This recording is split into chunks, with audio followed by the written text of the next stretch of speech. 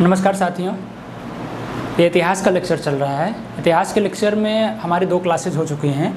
पहली क्लास थी विदेशियों का विवरण और दूसरी क्लास थी शिक्षा का प्रसार। अब हमारी तीसरी क्लास है प्रेस का विकास या प्रेस का विकास और प्रेस पर प्रतिबंध कैसे कैसे लगा। हालांकि प्रेस से सब लोग वाकिफ़ हो गए, ठीक है। प्रेस का आशय निकलता है किससे? समाचार पत्र से, ठीक है। या फिर जो प्रेस के लिए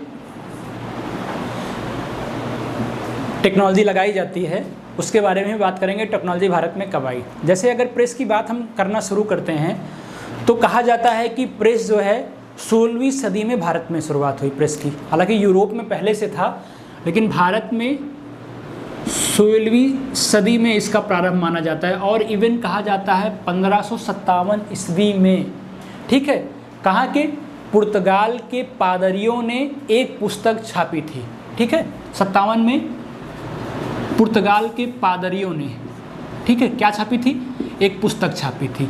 फिर आगे बात करें तो ईस्ट इंडिया कंपनी ने पहले प्रेस का विकास तो कर लिया था 1648 ईस्वी में। ध्यान देना, यहाँ पे ध्यान देने वाली बात है। 1648 ईस्वी में ईस्ट इंडिया कंपनी ने प्रेस का विकास कर लिया था, ठीक है। लेकिन 100 साल तक इन्होंने कुछ भी नहीं छापा। क्यों नहीं छापा? क्योंकि ईस्ट इंडिया कंपनी में काम करने वाले कर्मचारी चाहते थे कि उनके बारे में कुछ ना छापा जाए। कौन चाहता था? ध्यान देना, यहाँ काम करने वाले कर्मचारी चाहते थे कि उनके बारे में कुछ ना छापा जाए। लेकिन समस्या कहाँ आई? भारत का पहला समाचार पत्र जो आया था ईस्ट इंडिया कंपनी ने ही छापा, लेकिन छापने वाला कौन था? कर्मचारी ही था, जो ईस्ट इंडिया कंपनी से असंतुष्ट था।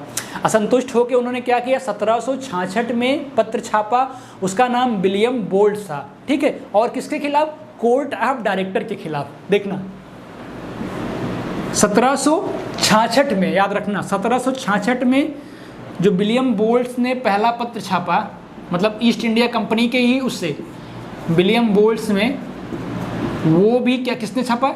ईस्ट इंडिया कंपनी के खिलाफ ना। किसके खिलाफ? कोर्ट ऑफ डायरेक्टर के खिलाफ। ये चीज़ याद रखना। इसलिए अगर प्रेस के विकास में बात की जाती है तो इनका नाम सबसे पहले आता है। किसका? विलियम बोल्ट्स का ना। आप कह सकते हो कि भारत में पुर्तगाली ने पहले प्रेस का विकास किया और गोवा के पादरियों ने सबसे पहली पुस्तक भारत में छापी, ठीक है। अब इतना दिमाग में आपके क्लियर हो गया। लेकिन ये प्रेस की बात आती है। अगर बात की जाए आधुनिक प्रेस के विकास की, तब देखना पूरा का पूरा सिनेरियो अपना चेंज हो जाता है। क्वेश्चन में पूछता है प्रेस का विकास। सबसे पहले प्रेस का विकास विलियम बोल्ट ने 1766 में। अगर पूछता है क्वेश्चंस की आधुनिक प्रेस का विकास कब हुआ था, तो ये डाटा अलग हो जाएगा अपने आप। आधुनिक प्रेस का विकास हुआ 1776 में। ये नाम याद रखना, किसने किया था? विलियम बोल्ट ने किया था। 66 में इन्हीं ने किया, ठीक है। 1780 में, याद रखना 1780 में J.A. Hickey, James Augustus Hickey ने इंग्लिश का पहला समाचार पत्र छापा था। याद रखना 1780 में। डेट याद करते चलना, क्योंकि कंफ्यूजिंग ये होता है पीसीएस में, पता है डेट ही पूछा जाता है। 1780 में जेम्स ऑगस्टस हिक्की ने क्या किया? इंग्लिश में पहला पत्र छापा। ये प्रेस के विकास से जितने डाटाज हैं इसको कंठस्थ कर लेना ताकि आपको कोई दिक्कत ना हो। और जिसको छापा था उसका नाम क्या था? The Bengal gazette. अब किस तरह से क्वेश्चन बनता है, ध्यान देना। पूछ सकता है कि द बंगाल गजट किसका था, ठीक है। जेम्स ऑगस्टस हिक्की का था। ये भारत का पहला पत्र था जो किसमें छापा गया था? इंग्लिश में छापा गया था, याद रखना। उसके बाद देखो एक कंफ्यूजिंग क्वेश्चन आता है यहाँ, और एक बंगाल गजट भी आता है, उसमें दा नहीं लगा होता है, तो आप कंफ्यूज मत होना। नहीं कुछ लोग वीडियो पे कमेंट करने का प्रयास करने लगो कि क्या कहते हैं सर बंगाल गजट तो ये है।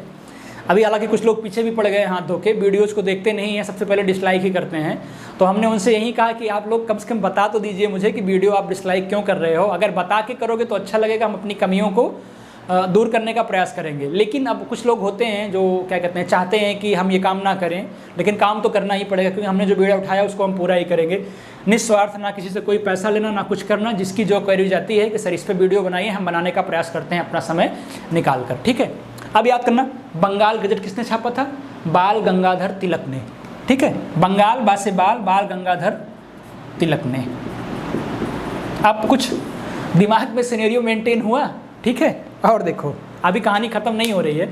राजा राम मोहन ने राष्ट्रीय प्रेस की स्थापना की थी। ठीक है, और क्रिस्टोफर दास को भारतीय पत्रकारिता का राजकुमार कहा जाता है। ये दो डाटा इससे रिलेटेड और याद रखना।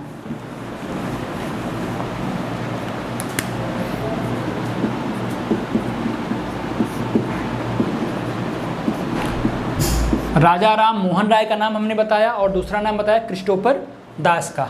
दोनों नाम याद रखना, क्रिस्टोफर दास का। इन्होंने राष्ट्रीय प्रेस की स्थापना की थी और इनको पत्रकारिता का राजकुमार बोला जाता है।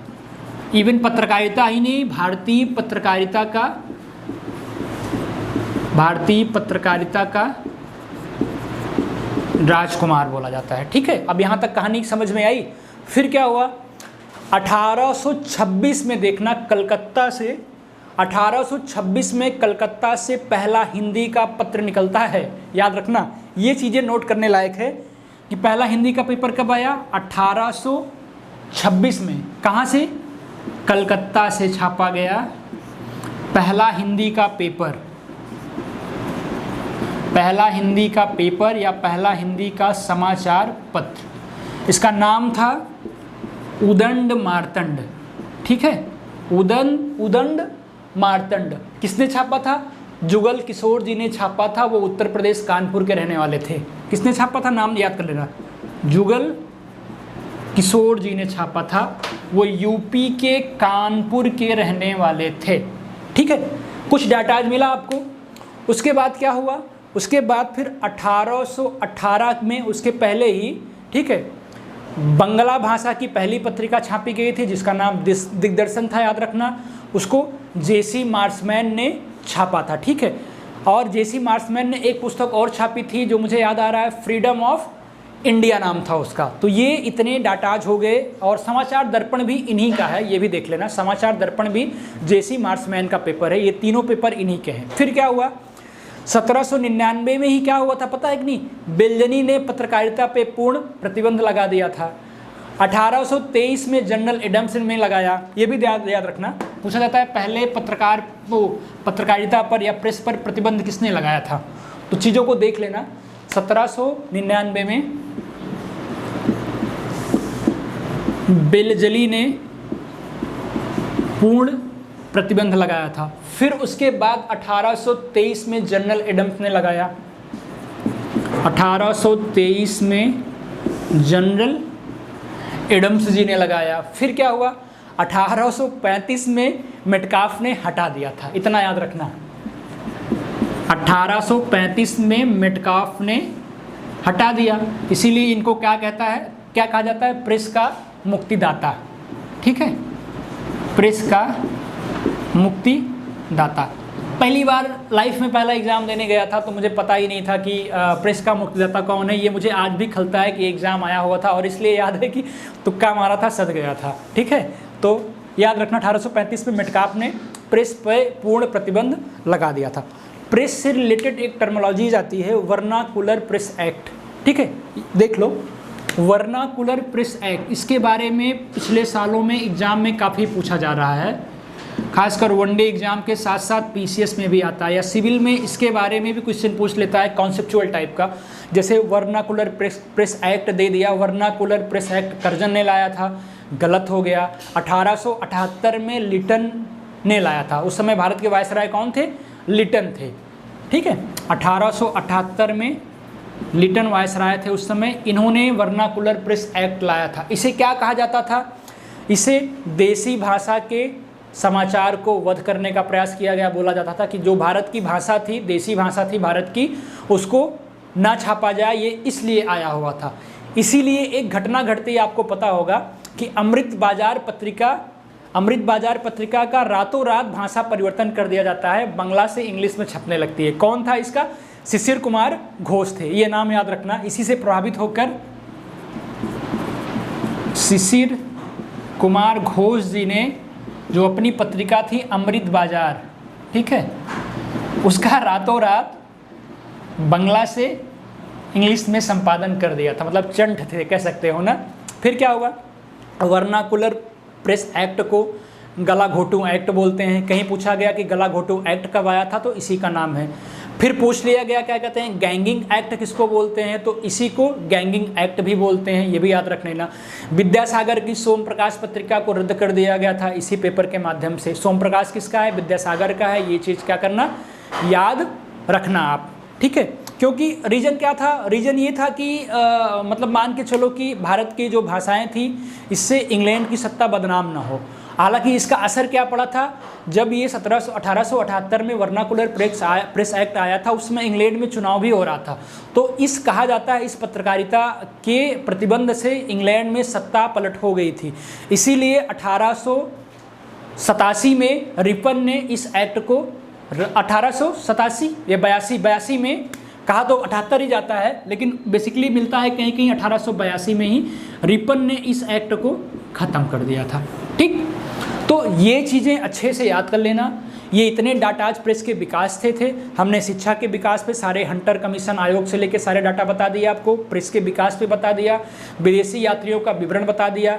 अभी जहाँ से क्वेश्चंस आता है, सारी संप्रदाय संगीतियाँ हो गई, बौद्ध जैन धर्म को पढ़ा देंगे आपको। उसके बाद सिख आंदोलन हो गया, या फिर और भी जो चीज़ें आती होंगी, सूफी संत वगैरह, ये सब पढ़ा देंगे। हम कोशिश करेंगे कि इन कम समय में इतिहास के अच्छे खासे प्रश्न हमारे वीडियो से आपको मिल जाए, क्योंकि हमारे पास समय कम है। हमने बहुत लेट में ये प्रोग्राम शुरू किया, फिर भी कोशिश करते हैं कि भविष्य के लिए आपका एग्जाम एकदम सुदृढ़ हो जाए। इसलिए जो प्रॉपर लेक्चर हमारे भूगोल के चल रहे हैं वो चलते रहेंगे। करंट अफेयर्स के 11 वीडियोज़ हो गए हैं, वो भी क्रैश कोर्स के रूप में आया था कि आपको 11 से 15 वीडियो के बीच में कोशिश ये किया जाए कि कोई क्वेश्चन PCS में बाहर ना जाए, समीक्षा अधिकारी RO में बाहर ना जाए। अब इसके बाद हमारा मोटिव ये होगा कि हमारे साथ कई टीचर जुड़ेंगे, आपको रेगुलरली प्रॉपर तरीके से पढ़ाते रहेंगे। कोई पेड कोर्स नहीं है, कोई चार्ज किसी का नहीं लगना है, फ्री ऑफ कॉस्ट सबके लिए, आराम से इजीली पढ़ सकते हो सब्सक्राइब करके। Thank you.